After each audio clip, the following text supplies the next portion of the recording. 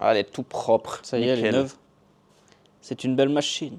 Qu'est-ce que tu en penses, Lance? Vraiment pas mal. Les amis, nouvelle vidéo de retour sur la chaîne, première de 2025. Ouais. Tous nos meilleurs vœux pour ceux qui n'auraient pas vu la petite story vous souhaitant ça, que vos projets se réalisent. Il y a beaucoup de choses qui arrivent pour nous, beaucoup d'événements cette année. Le Carène Commu, d'ailleurs pour ceux qui n'ont pas vu, on vous remet juste à l'écran le Instagram de notre petit coq qui est derrière la caméra, OG320i, donc c'est là-dessus qu'il faut s'inscrire pour le Carène Commu cette année. On va donc attaquer par le sujet de la vidéo. Ça fait quand même quelque chose de l'avoir là. C'est vrai, ouais. C'est super plaisant. Donc on remercie Gwen, son proprio, qui a aussi joué le jeu. Parce que dès qu'il a gagné, je l'ai tout de suite contacté à dire ah, c'est bon, je la veux dans le shop, elle est en France. Et voilà, 1 an et demi plus tard. Il fallait qu'elle soit là. Ouais. Les photos et tout, vous mettez à l'écran 2-3 photos qu'il y a eu de cette voiture ici. C'est vrai que si nous on l'avait gagné, ça aurait été le bibelot parfait. Ah oui, clairement. Elle serait restée tout le temps là. Bon, on l'aurait roulé un peu de temps en temps. Donc cette E21 a été faite en 2023 par l'équipe Ultrace et donc a été mise en ligne pour une loterie pour environ 40 € le ticket. Tu pouvais jouer, alors tu pouvais acheter autant de tickets que tu voulais. Donc ça fait plaisir quand même. C'est pas mal, ouais. Tu mets 40, tu pars avec la caisse. Là, t'es content. Hein. C'est plutôt cool. C'est une E21 avec un kit groupe 5. Je pense qu'on va faire un peu le tour de la voiture déjà extérieure et puis après on enlèvera le capot pour voir le cœur de la bête. Donc ce qui est plutôt cool, c'est qu'ils ont quand même respecté pas mal de codes de l'époque. C'est une très très belle réplique. C'est une belle réplique. Le kit, il est vraiment bien fait. Ils ont pris de ce qui se fait en mieux en termes de qualité de kit. D'ailleurs, qui est dispo sur notre site. Exactement. On a déjà, alors on n'en a pas vendu beaucoup. Hein, je pense que sur l'histoire de classique, on en a dû en vendre 2 ou 3. Ouais, c'est ça. C'est le même modèle que celui-là, donc le fit est très bien. La fibre est d'une qualité incroyable. Ouais. Après, voilà, ils ont modifié 2-3 trucs, les grilles, ce genre de choses. Oui, clairement. Ouais. C'est vrai qu'ils ont fait des petites modifs qui n'existent pas normalement. Soit ils mettent du grillage, style le grillage à poule. Là, on voit qu'ils ont fait cette pièce. Là, on voit qu'elle est en impression 3D. On voit la trame. Ça finit super bien, donc devant et derrière. C'est vrai que l'idée était très très bonne. Plutôt que le grillage qu'on voit sur toutes les autres. Ça c'est cool et puis voilà, comme on peut voir tous les ajustements c'est quand même bien fait. Eux voilà, ils ont choisi de mettre insert plus vis. Après voilà, il y a quand même des endroits où la fibre normale ça travaille. Ça reste dans les codes d'une auto de course quoi. Mais c'est plutôt cool. Vraiment bien posé cette kit, ouais. Et donc pour rester dans les codes de l'époque, donc les BBS en centerlock forcément. Plus petite devant que derrière, 17 devant, 18 derrière. Pour moi, le best wheels. Ouais, vraiment, ouais. Puis le centerlock, ça fait tout. Ah ouais, vraiment. C'est ce qu'il fallait. Hein. On vous met une petite photo à l'écran de la deuxième qui a été réalisée. C'est la vitrine de Maxton. Donc elle est jaune avec une déco Kodak et elle n'a pas les centerlock, elle a de la 3 parties mais avec les 5 écrous.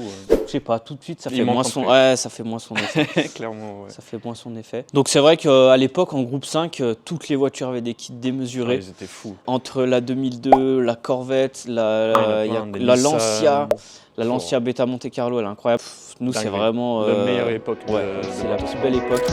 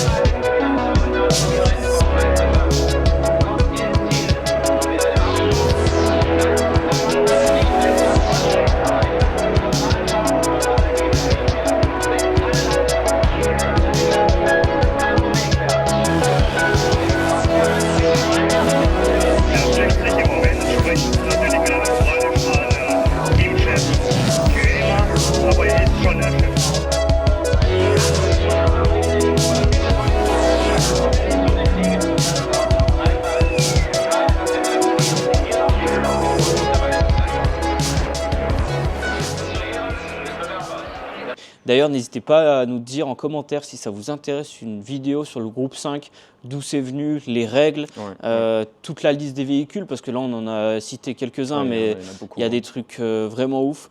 Ou d'ailleurs des gros préparateurs comme Liberty Walk qui se sont inspirés avec leur super silhouette. Donc si ça vous intéresse, n'hésitez pas, on fera une vidéo dédiée là-dessus. Donc après, dans la continuité du kit, le becquet de toit.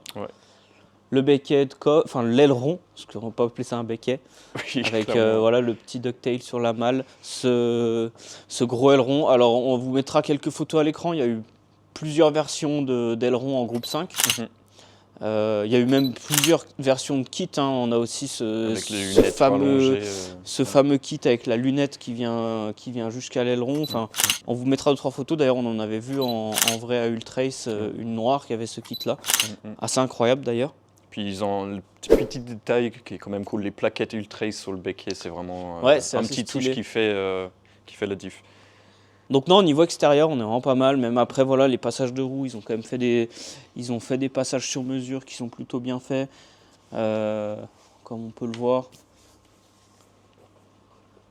Les pneus semi-slick, donc je sais plus si c'est des Toyo ou des Nankang, mais ils ont poncé les flancs. Ça, on aime bien ce genre de petits détails. Du coup, qui donne un look vraiment de pneus de course où il n'y a aucune écriture. Ouais, c'est Racing. Là. Et ouais, c'est vraiment un petit détail qui fait la diff. Et ensuite, vitrage macro long, les petits rétro obus. Et puis, si on doit passer à l'intérieur, donc arceau complet. Les repose-pieds en alu de chaque côté. Les tubes BOA donc, qui servent uniquement à ramener de l'air frais donc via les custodes. L'air rentre ici et va refroidir l'habitacle. Donc après, ils ont fait quelque chose quand même de très épuré pour respecter voilà, ce qui se faisait à l'époque. Donc le tableau de bord en feutrine. En feutrine. Alors c'est un attrape-poussière, mais c'est vrai que c'est très joli. On le rappelle, Corner Auto Finesse au shop.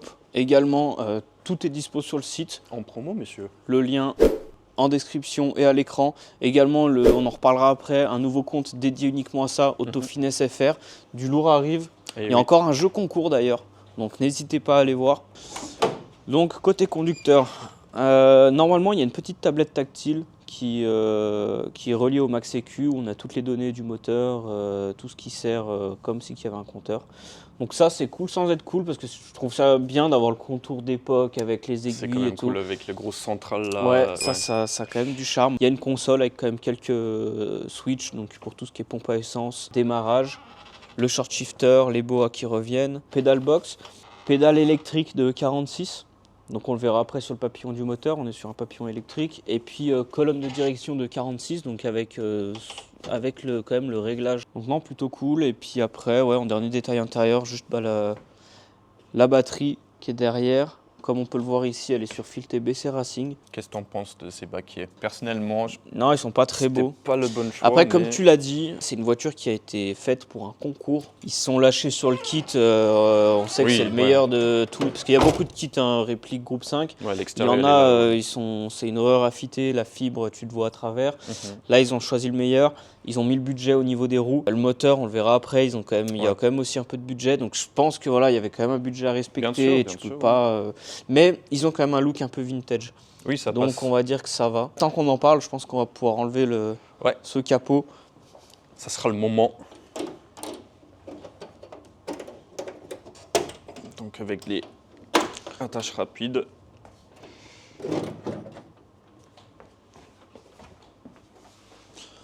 Et voici le cœur de la bête. Donc on est sur un M42, donc moteur des 318 IS, passant turbo.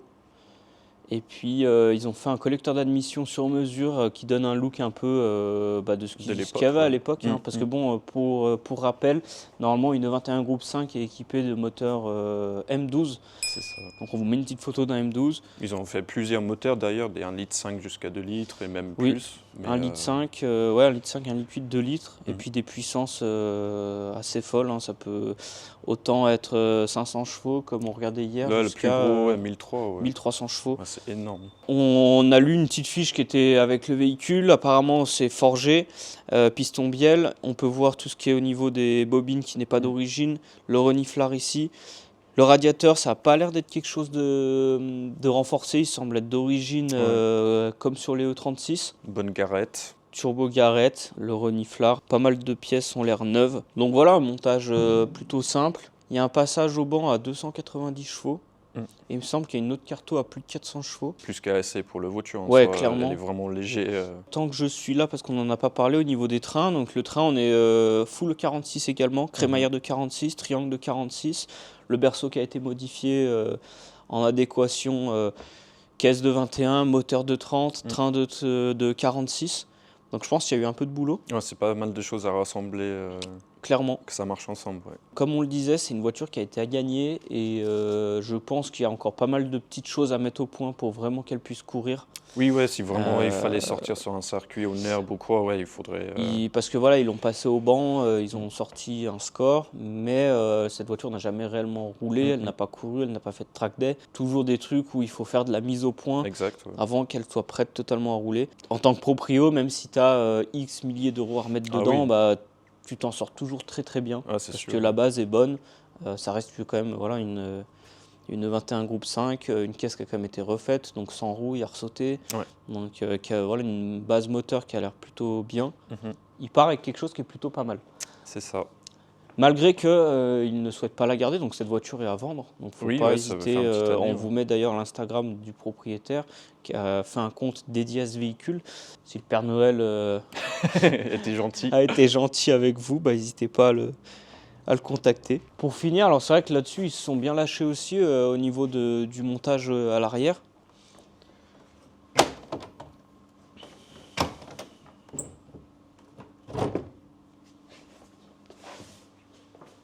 Donc voilà, réservoir tampon, les grosses pompes. Donc ils ont vraiment tout fait tout ce qu'il faut, d'une voiture de course, quoi.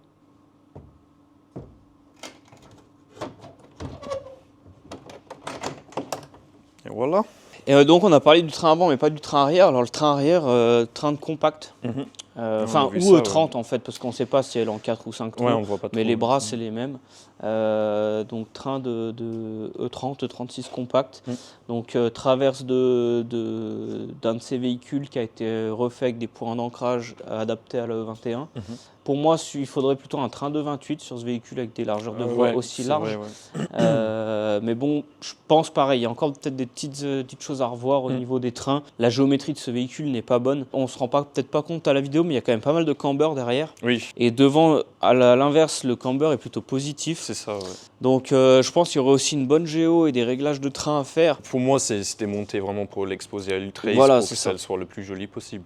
Parce que voilà, on voit bien le pneu il suit parfaitement l'arche, les fits ils sont très bons, mais je pense pas que tu puisses avoir un fit parfait comme ça en ayant une géo correcte pour faire de la course, quoi. Surtout, je pense qu'il a dû relever la caisse parce que pour le chargement, déchargement du camion, que ça soit quand même plus facile.